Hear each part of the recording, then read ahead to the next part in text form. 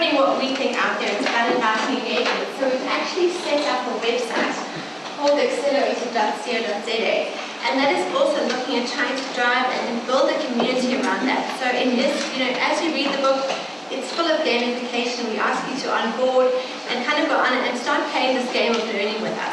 But it's also a platform for you to share your resources and for us to share our resources and our thinking as it grows, or as we grow and shape our views on learning, because we are at this point in groundbreaking places. So I don't think any of us can say what we know today for sure is what we're going to know for sure tomorrow or in the next few years. Perfect. So let's start off by looking at what no longer works in learning. What do we know no longer works? Okay, only one expert, right? We know that that's not true. There are many views on many different things. Boring, long classroom sessions. Okay, definitely not. What's working? Think about PowerPoints, and that was today won't be one of those. And then the third factor, heavy text. Okay, this is just not the way we're learning anymore. We know that these methods that we have been using, and many of us still use today, result in less than 20% retention of learning. Okay, so that's not a very good case for us at all. So we need to shift away from that. One of the most important things in learning today is repetition, recall, review, and reinforcement. How do we do that? How do we do that? We've got to actually move away from these traditional methods of learning and move to a new way. And these are also some of the current paradigm shifts that we're experiencing when we see a physical to digital. So as Dan Shaw mentioned, it's no more about waiting for the expert to come and be available to produce or to impart this knowledge onto you. The knowledge is there. Thanks to the MOOCs that are there, those kids are able to go on, download their own courseware and teach it to themselves. They have no use for facilitators anymore, or for people that pretend to be experts or that are there to impart it. Knowledge is free, knowledge is available. What is important is that we know how to access it, and we know how to synthesize it and use it. Another big trend is institutional learner-centric. Again, they were able to log on to MIT. Was that possibility available 5 years ago, 10 years ago?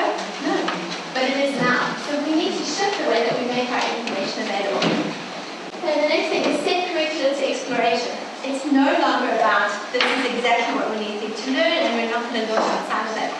It is about broadening our horizons. And the next one, classroom to coaching. Okay, very important. That is the latest trend. It's, coaching. What we've kind of taken and we've institutionalized. We said this is this thing called coaching. However, it's not. Most of us play the role of coach and coachee in our everyday lives, in the every conversations that we have. So we need to learn learning practices. How do we capitalize on that?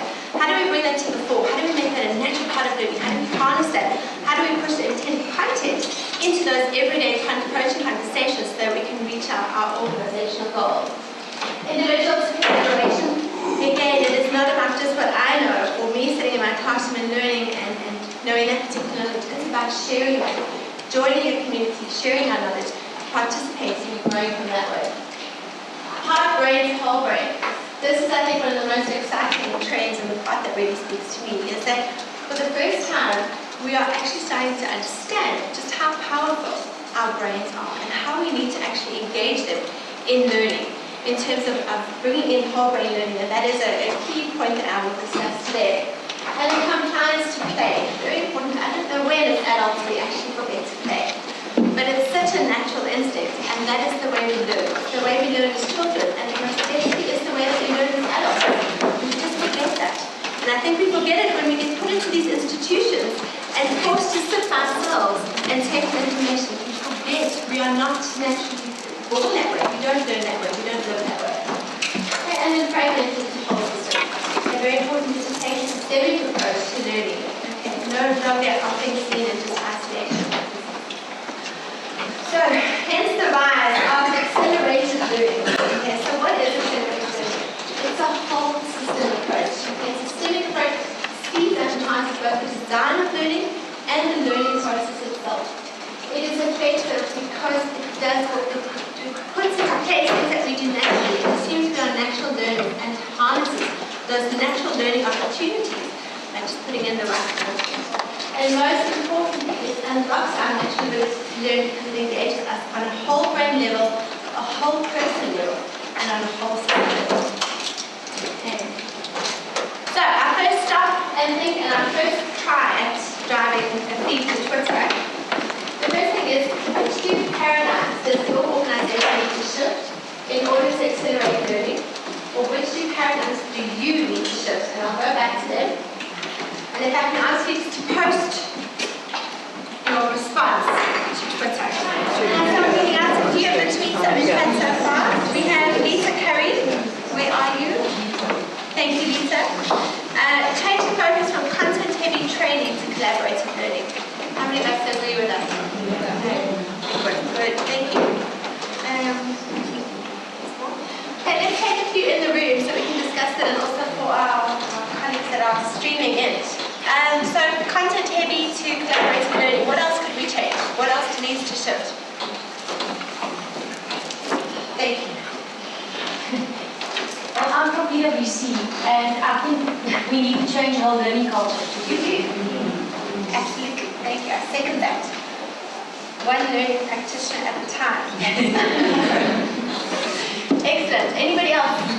Yes, okay. I want to comment on that because in my own journey, I had to experience what that learning is like before I could get to sell that to the business first. And I think that's the important part, is that you have to experience and see that it's better than you've grown up with, and then get everybody else to buy in.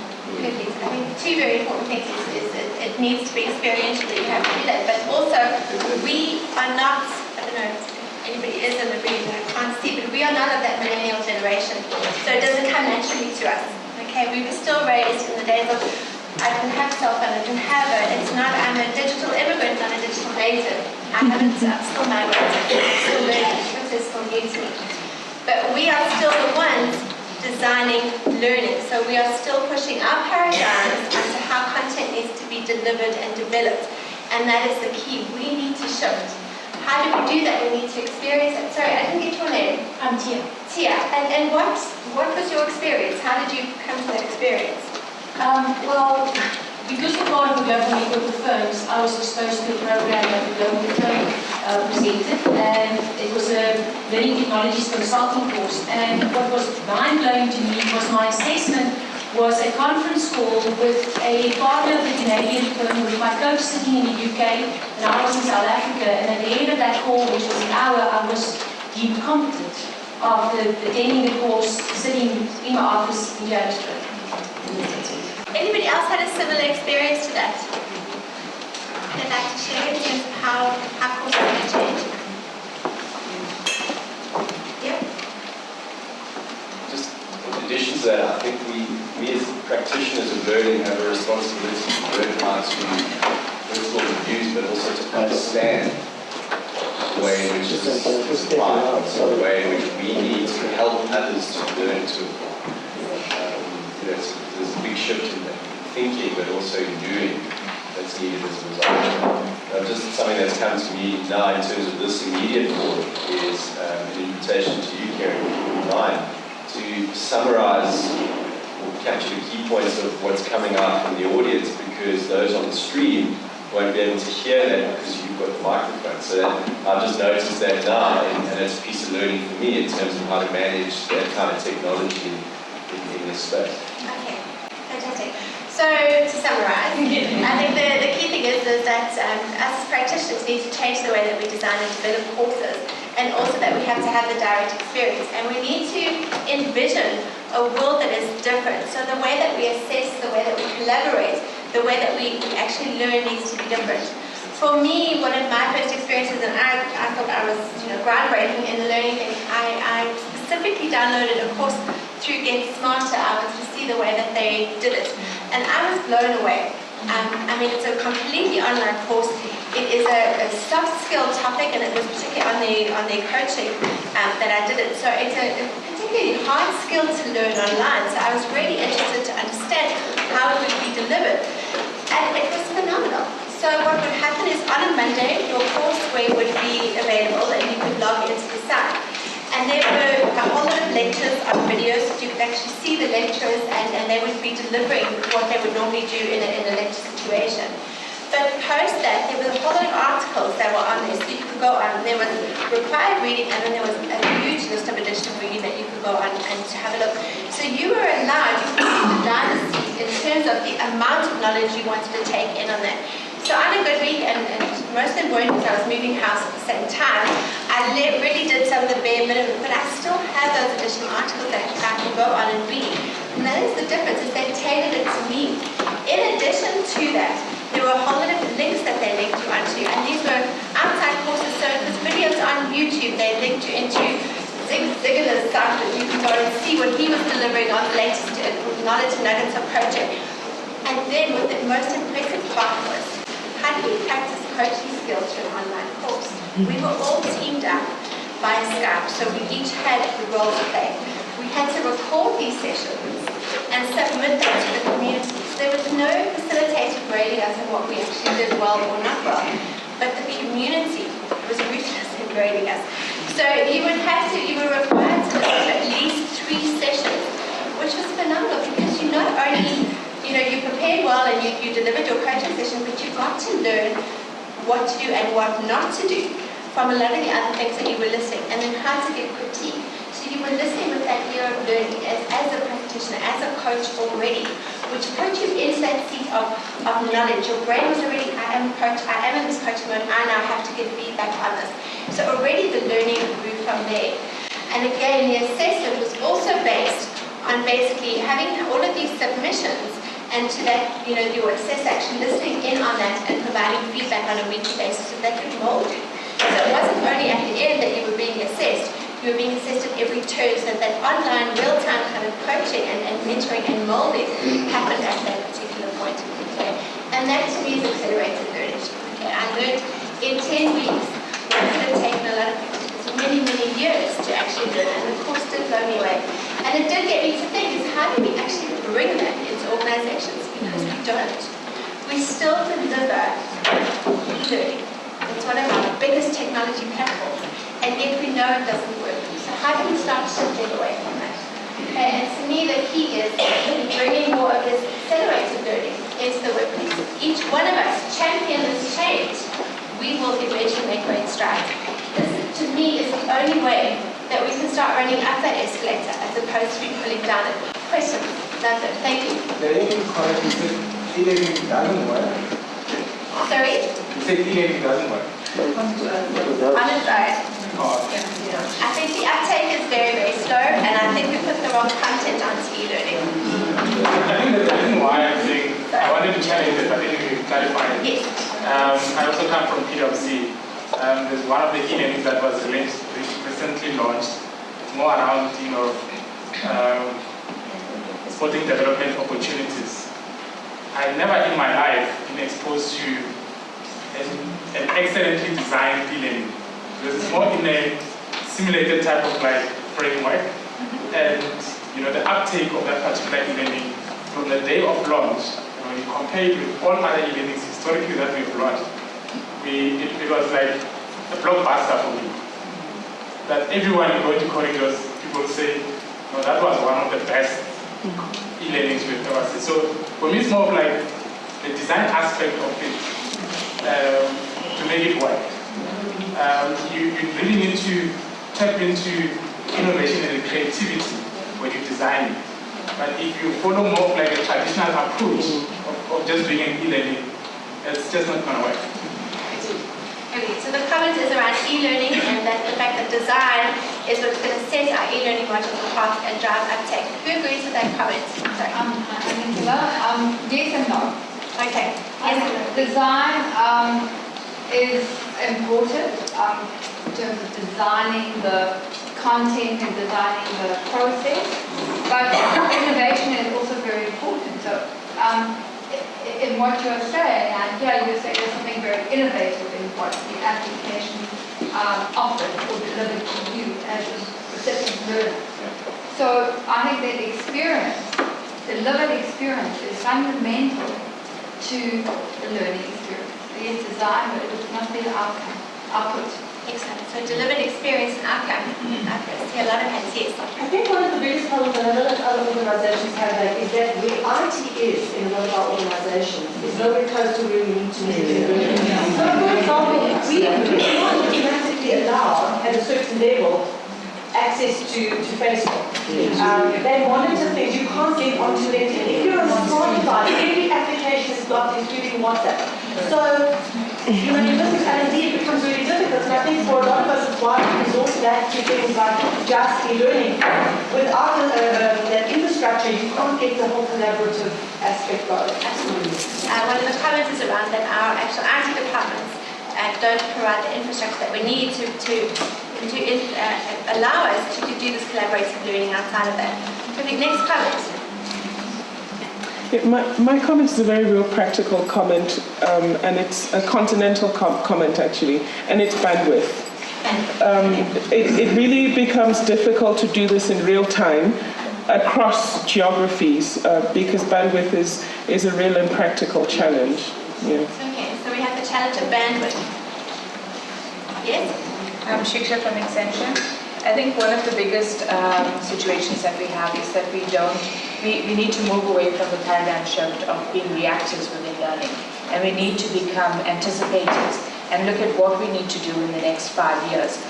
Within Accenture, we have a tool that's called it's a Clever component. It's a virtual tool, and it actually holds the basis of the 70% on-job training, where it provides conceptual knowledge and it provides that virtual code to each and every person sitting in the job environment. Like, for example, within the project management environment, you are unable to find out how to actually go through a project plan. You type in, how do you do a project plan? And it gives you the conceptual knowledge as well as the process to it.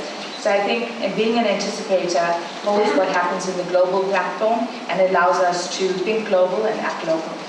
Absolutely. Thank you. Sorry, it's all about the platforms that are provided there. And for myself, I am also ex-Accenture, and I remember sitting in Secunda of all places as a brand new analyst, wide-eyed, and I had I think she's in fact still there, Nikki Tyra.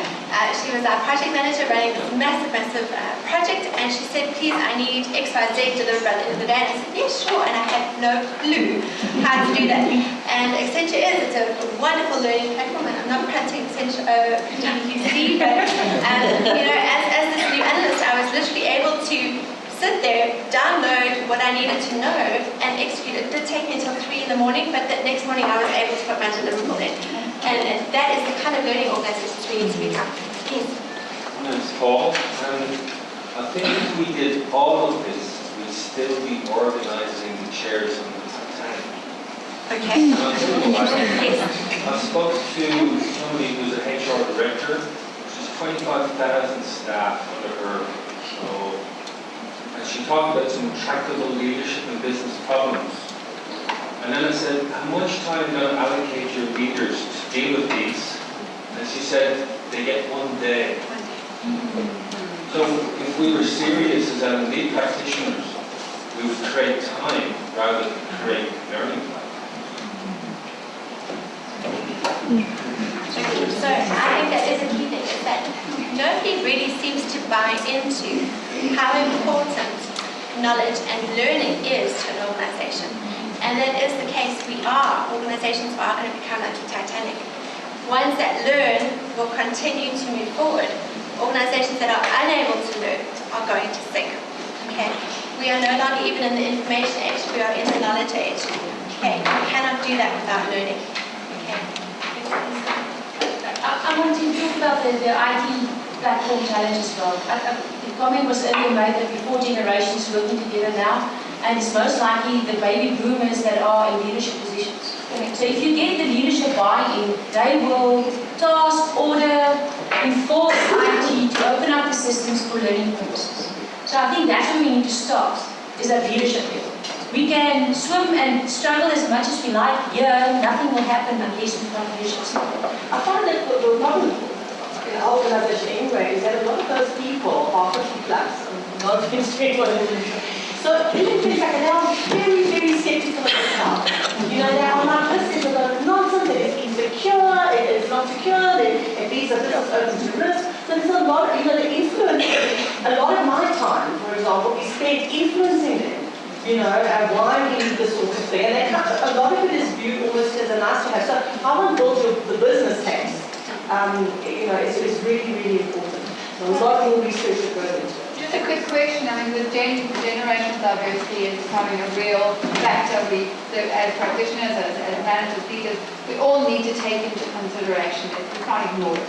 Okay. And in terms of that, I mean, I'm working as an external consultant, so I don't work for organizations. We tend to say that the politics and the various corporate social structures that exist, but I've read articles where leaders who are averse to going online and using social media, etc., we get them to try it and get them onto it and make them the community of practice as the tests crash. Absolutely. So I just want to summarize our comments. I think one of the things that we are battling with is that our organizations are still led by the baby boomers, and they are having trouble actually transitioning to this new way of learning. And I'm going to go back to your comment. It is key to make them experience. Once they have experienced, they cannot go back. Once you know, you cannot unknow. So how are we bringing learning to the leaders? So very often what I see is when we, even simple things like going in with a systems implementation, cut and dry learning, put together an e-learning course, we'll maybe put some super users in place to support that, boom, done. All that we really are focusing on is training. We're not even allowing learning to take place. We are training the end user to type into a system. There is no thought into that. My challenge is you need to redesign that. You need to start at the top. The leaders are so important in setting that context for learning, yet we do not even bother engaging them other than to either sign off content or to say, hey, how many bums and seats we had in this training? We have a competent workforce. I don't know why your problem isn't working. Yes? Surely that's because there's no line item for people on the badge. Probably not. But there should be. But only if we start driving a stronger case for it. Okay. As I say, I think more and more as we step into this knowledge space, it has to be. It's got to transform. We can no longer exist the way that we have been. So one of the questions that I have is, how do we get into these findings? Because a lot of the time what I've experienced is you go talk to the leaders, and yes, we love this idea. Yes, this is the greatest thing we've ever seen. Yes, we want you to do it. But yes, don't ask me to do anything. The minute you say, all right, so how are you going to help us? Well, whoa, no. You know, we want to see this and we want to see it financially. Okay, so I have a solution out there, but I want to open it up first. So the challenge is really, how do we get the leaders to start changing their behavior? Yes. I think I'd like to answer some of it, but I'd like to expand your conundrum, if I may, because I'm becoming sort of very focused on how we need to talk about these issues in a contextual way. So we can generically talk about leaders, or we can talk very specifically about leaders in South Africa who need to make decisions around learning that is contextualized by legislation, such as BEE legislation, such as skills development legislation. So that makes this even more, and it's a new phone, so I don't even know how to answer it. or to get it quiet. Absolutely, I'm learning and doing. So pardon me. I think that's the expansion of the conundrum. But some of the answer that I'm finding is being able to make it systemic.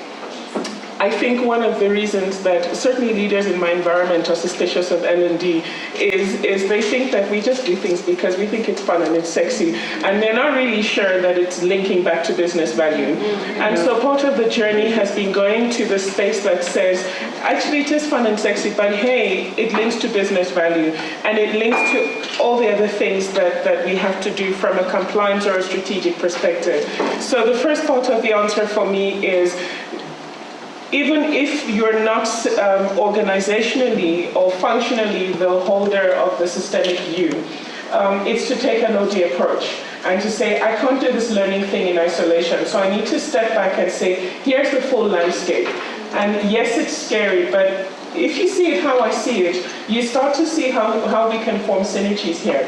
So I'll give you a practical example. I work with BP, and we're grappling through shifting learning from traditional learning to the 70-20-10. We're grappling through how we consolidate learning and consolidate a learning approach globally and what that means locally. We're grappling with a $50 barrel oil price and we're grappling with BEE legislation, and all these things can be very separate conversations, except somehow they all come back to capabilities. So I'm having 10 different conversations with 10 different people around what we need to do for transformation, what we need to do for talent, what we need to do for N&D. And I can sit out of it all and say, look, I have a training plan and I need to deliver it. Or I can say, actually, let's step back a minute and say, here, if we just take a systemic approach and think differently and look differently, it can be really burdensome or it can be an opportunity.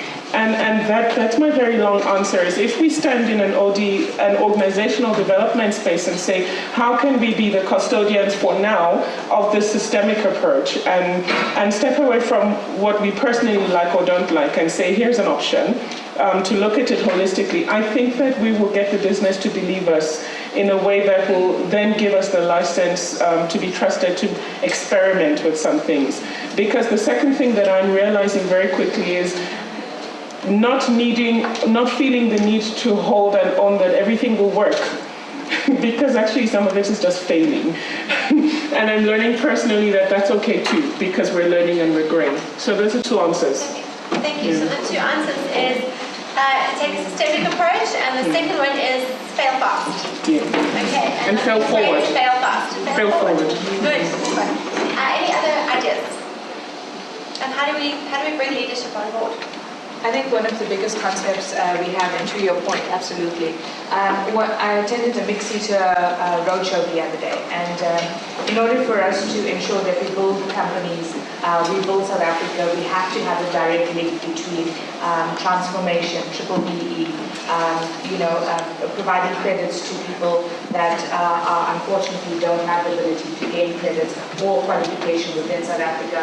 And if you link it into a symbiotic relationship between transformation, triple BE, how learning can actually impact and actually building the economy, it actually has a far greater impact on leadership.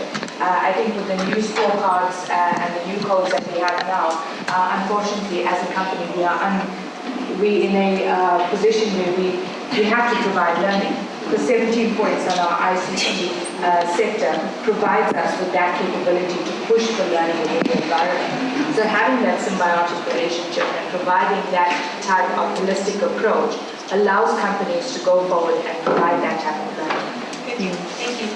So just to sum up, we are going to start seeing it coming up into scorecards because it's being legislated. So we are about to start making great strides. I think the challenge to us is we need to be poised to take business forward in that to be their partners. For me, the answer is simple. You just need a resilient L&D consultant. That's why. I sit in this Johannesburg office. We've been grappling of how do we reach like your Nigeria office, say Swaziland, whatever, in terms of making sure that they're exposed to our business skills programs. It's been a challenge. I can tell you, they tell you about budgets and all that. And one of the things that one particular L&D consultant did was to push for a blended learning approach. Yeah. It was tough. Most of the beginning within the team of L&D, we didn't get much support from even the respective leadership.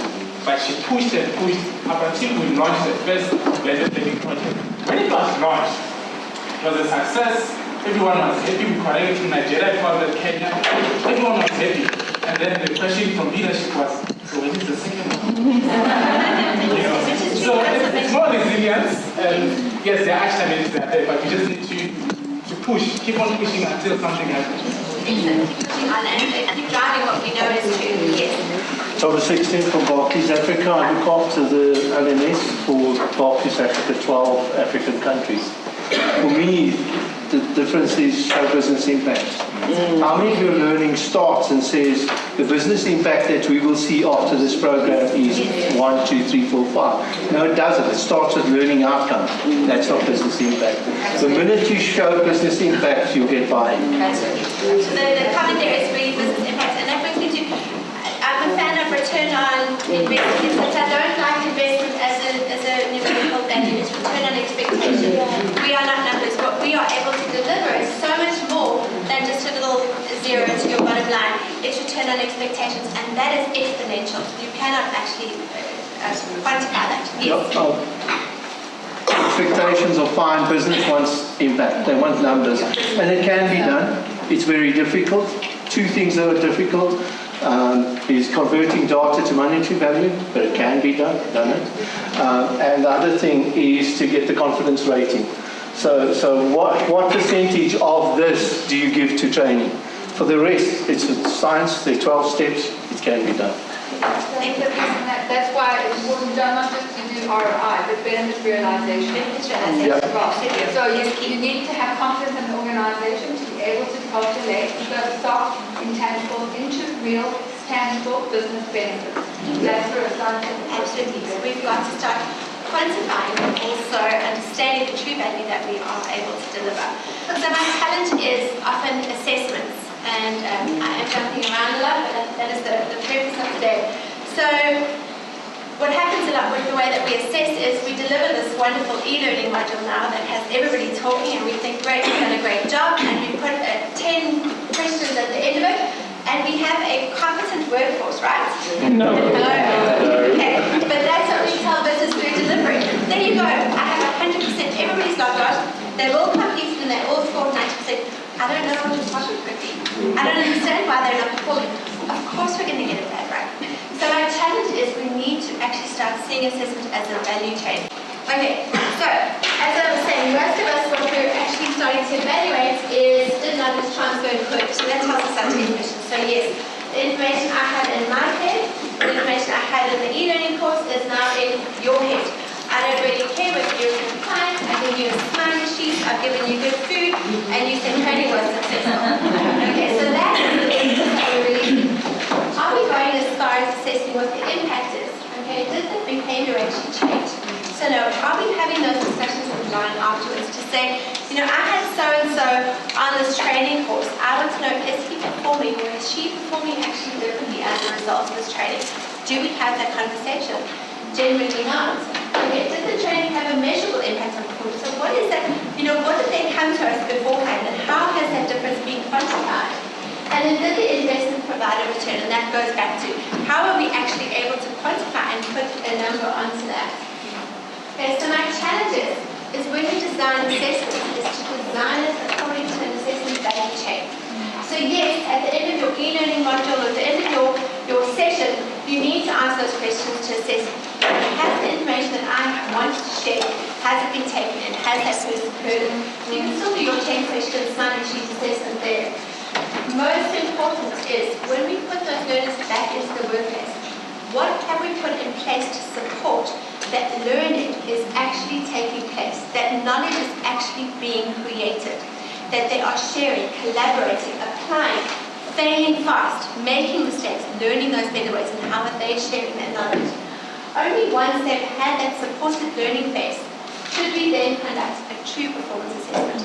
Okay? And that should be based on our line management saying, yes, this person was not able to perform X, Y, Z before. I've sent them into this training. I have seen a remarkable improvement. They are competent. Or no, something has gone horribly wrong. And then we need to decide, you know, if it is actually a true L&D problem that, you know, we haven't been able to share that knowledge properly, or that, sorry, the page is off. Okay. Or that they are actually unable to perform. Is it actually done a competence, or is it a more of a performance discussion that needs to take place? Because what often happens is when people don't perform, we automatically assume training's a problem. Okay, so what do? Send them on more training. Okay? Because line is also scared to have that hard conversation to say you are actually a poor performer. It's got nothing to do with how many training courses we send you on. But we don't have that knowledge, so we keep taking the rap, saying, okay, absolutely, let's put this on the next course, or on the next course, or on the next course. It's not always our fault. Yes? You know, I like that triangle of yours, the one that you showed us. It's not mine, I wish I could take it. But you know why everything fails for this to be more effective? Yes. It's because money gets sent on a program, I don't even understand the context of why am I going to that particular program. There's no prepare me type of like discussion. Managers are just more reactive to saying, oh, you need to send this guy on training and all that. There's not even a schedule discussion between me and my coach in whichever way. So I think it's more of that, as energy consultants, we need to get our heads dirty, influence business.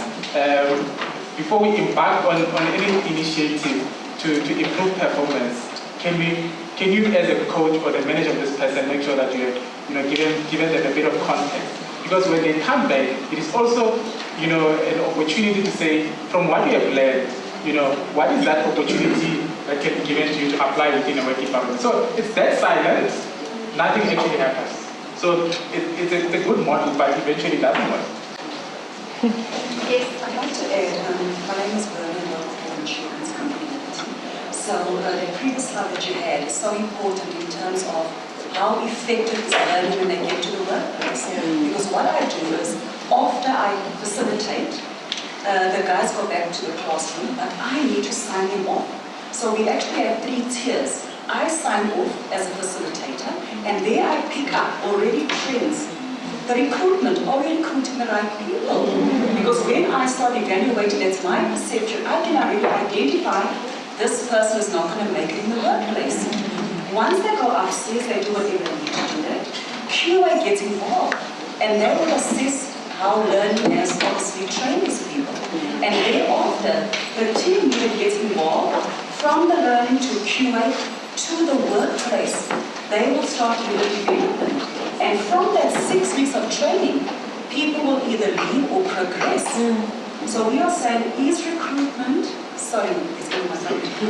Are we recruiting the right people for the right job? Because my job, I train call center, and I can identify, this person is not going to be capable at all. The technical term for them, I think, is a pure, because the unidentified recruitment.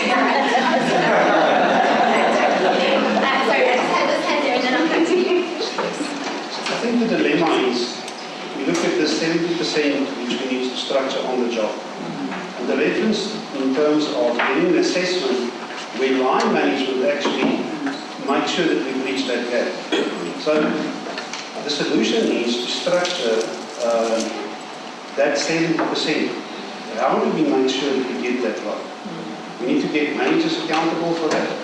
We need to make sure that we've got a target drilling approach that we can actually measure that process. Now, just think of this, if we've got limited budget to actually affect this whole process, if we can get line involved in this whole process, we accelerate this whole issue. But the trick is to structure that whole process.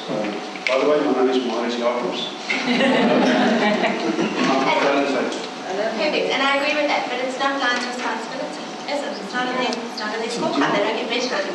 So again, until we start seeing learning as everybody's business, and this is my worldview, every minute you take a breath, you have changed, you have learned, your body has learned how to breathe with everybody else's germs that are in this room. You are learning continuously. Why do we have an L&D department and then everything else? Why do we segment everything? Learning is diffuse. It happens whether we like it or not. We've got to harness that in our everyday opportunity. Just hang on 2 seconds to comment that yes. Well, to support Marius' point as well, one of my very favorite big topics is who's responsible for what in the 70-20-10 principle. So 70 and 20 is 90%. That sits with line, sits with business. Which to my earlier point of learning culture. If somebody doesn't get anything right, it's L&D's problem. But actually, we can only influence 10% of what you know. I think I have a slightly different view.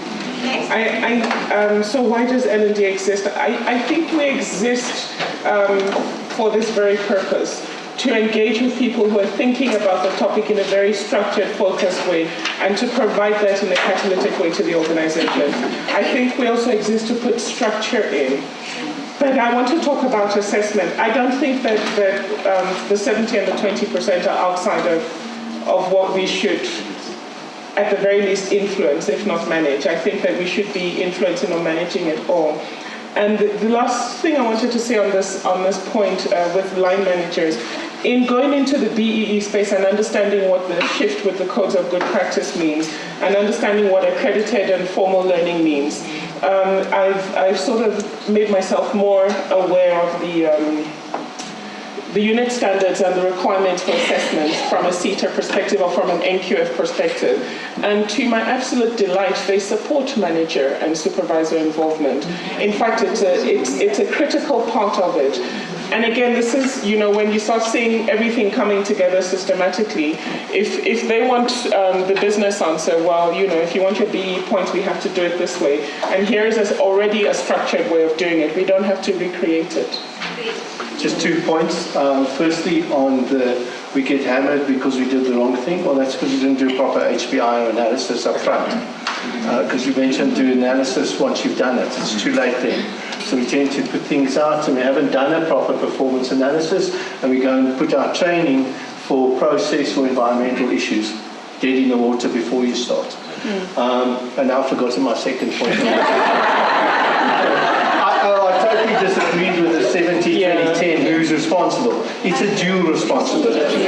It's absolutely our responsibility to design the tools, to make them available. I've just done something on LMS where it's automated. After 7 days, you'll get an email to the manager, email to the learner. That gets tracked by completion and downloading of the tools. So there are definite ways of managing the process, because it is going to be a journey. It's not something they just take on. My name is Jan Hollenbach. Just a comment or two. I'm sitting in basically both chairs.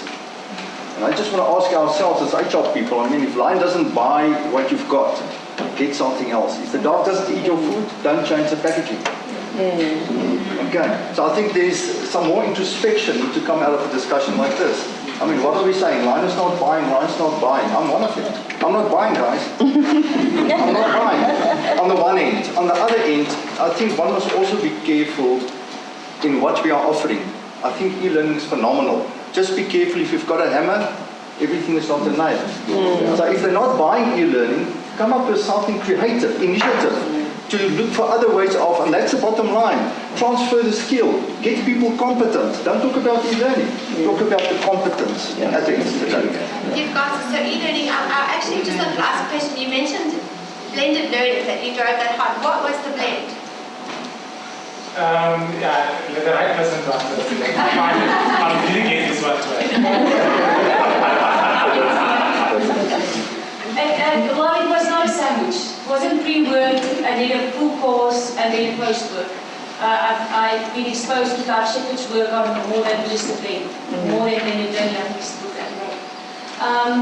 We used a leadership program for senior managers in the organization. We redesigned the whole program. So we've got, was a 2-day face-to-face program. It's now 7 2-hour live sessions, because it's delivered with video conferencing across the continent. We've got self-paced learning in between all these sessions that consists of articles that they read, videos that they watch. After each session, there's an assessment, so that they've actually on the self-paced learning, not on any learning transfer. And then we also, which is part of what we struggle with, is because it's not I chase you into a classroom and you walk out 2 days later converted. I actually now have to work and learn and manage my client and manage my manager or my partner or whoever. And we as L&D try to engage with the coaches to give the people time to actually learn as well. And then to move a little bit on with assessment, we requested them to submit their their development plan based on the learning, which is in their what we call PCD, performance coaching development. It must be signed by the coach, otherwise we don't accept it. Only then they complete it. So we've moved from a 2-day program to a 10-week program. Excellent. So anybody want to comment on that before I move on? Okay. Yes. Just in terms of accelerated learning, it sounds like intuitively it says 2-day program, you're competent, whereas 10 week feels like it's not accelerated anymore. But I can bet you that the actual competence in the learning after the 2 weeks or 2 days is practically nothing, whereas after the 10 days. Absolutely. And we've got to make the distinction. A 2-day program would be accelerated training. okay, of which we know is 20% will be actually retained and brought into, by the way, we're no longer training people. We are learning, and learning takes much longer, but it doesn't mean time away from work. It means making learning natural. You are learning without us putting a course in place. You will learn that particular information. Our goal as practitioners is to package it in such a way that we accelerate or provide the knowledge to increase your speed to competence. And surely accelerate is the wrong word. What would the right word be? I'm just saying if accelerated is faster, this is talking a bit slower. Maybe we should be talking a bit slower here, or deeper here. I don't think the time and course equates to learning. So as you were saying, if they're on a 2-day course, they might have been trained and they may retain that information. But what they're able to actually do with it in terms of being competent learners, and learning I take to mean having transformed. So fundamentally they have creative knowledge. That to me equals learning, not just information, retention and regurgitation. And to me a 2-day program where that would be pushed is what you will get, is a worker that is able to, if it is a system, they may have to operate the system, but they wouldn't necessarily have the contextual knowledge to make sure that I can process this at a much better speed because I understand where my point in the value chain is. So say for instance, customer relationship management. It's a system. So you can go in and you can train people how to use that SAP system, right? What happens with most SAP systems that are implemented? 6 months down the line, no one's using them, they're using them incorrectly, or they bypass the process completely. My challenge is if you make them aware, you start from the beginning, what is the system actually trying to drive? And that is good customer service. So let's start training you to be good customer service people, or how do we become? What is customer service? How do we deliver it? What is the value chain? So you might argue that it's taking longer than sticking them in a 2-day course to teach them how to use the SAP system, but it's going to give you better results in the future. Because when they do get to learn how to execute, they understand the context in which they're operating. They understand that if I don't process this transaction in a particular way, this is the impact that I'm going to have. That it actually has a knock-on effect into the actual customer service that we as an organization are able to deliver. Okay. Describing accelerated comprehension, not accelerated learning. Learning to me is comprehension. As soon as you've comprehended, as soon as you've moved from that part of reflecting on knowledge to be able to create knowledge, which is comprehension. So where I'm at the point to be able to speak it as my own, that to me is learning. Whatever else doesn't exist, it's not learning beforehand. It's just information retention or regurgitation. But that point of where knowledge moves from what I've heard to what I'm able to create and do with that, that to me is learning. That's the transformation point. And at that point, you can never go back. You can never not know. You can never unlearn. Can I just say, so yeah, and I've invested, I'm expecting babies and very next time. Precious do this big transformation. That's my second one. Precious do this naturally. Everything that they do is about, so you can't teach kids to just can't understand the concept of numbers in 2 seconds flat. So they build it with them all the time. And I watch my 5-year-old come home and grapple and he speaks later and he's learned. I learn again, which is great, and I don't understand massive emphasis. But you actually see them working through it with their language, their way, and they can explain it.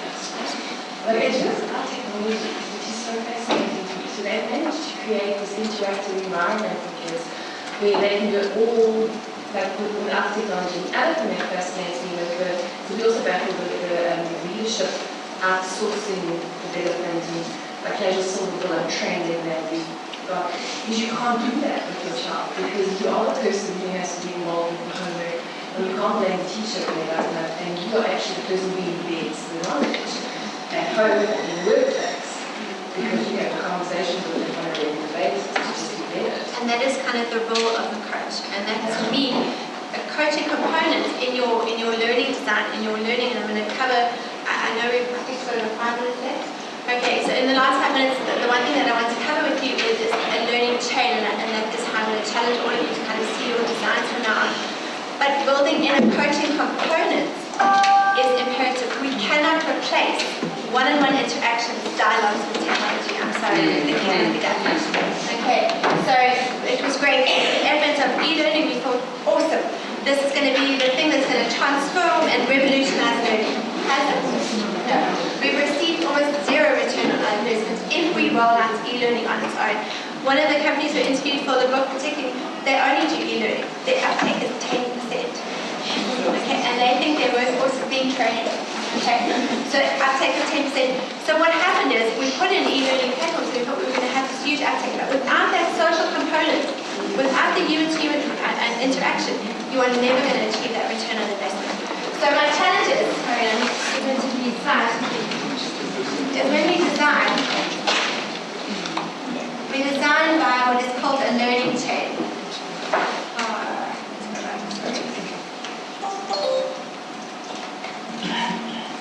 Okay, and my Accenture colleague over there, this is Norbert Brunning's brilliant man. So what he said is, let's stop seeing learning as single events. Okay, it is not about the 2-day program, and I think this is one of the things that you have been able to achieve. So I would invite everybody to go and speak to you afterwards to see how you've actually achieved it, because it's phenomenal. Learning cannot take place in one event, and yet that's what we do. We put out one e-learning program on this particular thing. We send out one facilitated workshop. Instead, what we need to do is create this chain of learning, which doesn't impact in terms of time away from work. Okay, so each event is seen as a learning nugget, and it would be composed of, you could put out your e-learning course on a particular thing, but you've got to supplement that with a variety of other ways of learning so people can have repetitive, remember that is a key thing to learning, is repetition. Key access to core components of that information in very different formats. So my formula for designing learning is to one part of formal learning to 2 parts of informal learning. That could be, I'm a fan of dialogue. The way that we learn is through talking. So inviting those points of collaboration. And yes, you can use technology. We have Skype, we have FaceTime. Use that. But that doesn't take away the art of dialogue, which is critically important to me. It's being able to speak about what we're learning and to invite other views on it. It's also about enriching with articles, linking people into the broader community. And I do understand that it is a challenge in our organization because we like to close it down. But the reality of the situation is the baby boomers are not going to be leading our organizations forever. So we need to ramp up at the time when that is no longer an obstacle. Okay, so we need to link people in to communities outside of the organization. Okay, and yes, we do have, people are not going to stay in your organization because you're boxing them in. They want to be part of it. They're going to need deeper meaning to stay in the organization. It's not going to be whether they're able to access Facebook or YouTube or anything else that's going to make them stay or go. Okay, so we need to start having a bigger worldview. But fundamentally, we need to incorporate a coaching element into our learning chain. Okay? And that could be through your line manager. That should be a competence that they possess and are able to do. And it is not something that we need to start upskilling them, a role that they need to play. But that coaching role, or that supported learning phase, is imperative. Okay? Because that is where learning occurs. That is the point where that ability to, that reflection on information becomes that ability to create. It's only when I'm given the space to apply that knowledge to a real life situation with the support of somebody to mold that. Otherwise I'm going to learn bad habits. And it's that actually is going to lead to true knowledge creation and true learning and sustainable learning. Learning that we don't have to repeat every 6 months. Learning that is truly going to give us the performance results that we want. Learning that is really going to transform our organizations into the kind of learning organizations we want to become. And that is me. Can I invite some questions or am I out of time? Perfect. Take a little bit behind in terms of tea break. That's fine. Okay. So if you want to sacrifice your tea, I'm available for questions. You emphasize quite a bit that technology doesn't replace dialogue, which I agree with. But I just wanted to clarify, does that dialogue actually have to be face-to-face in the same space real time? No. That's right. That's it. You can use technology to facilitate dialogue. But what I'm saying is, what happened particularly with e-learning is that we said, okay, well, here's a facilitator, well, here's a course, let's plug it into e-learning, boom, you know what I know.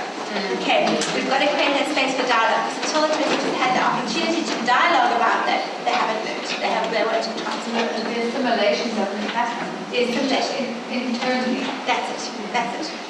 Okay. One other thing, just while we're talking on learning chains, the point of designing a learning chain is that you are designing for the aha moment, okay? And you don't know, as a learning practitioner, I cannot tell you what that learning, that aha moment will be for each individual.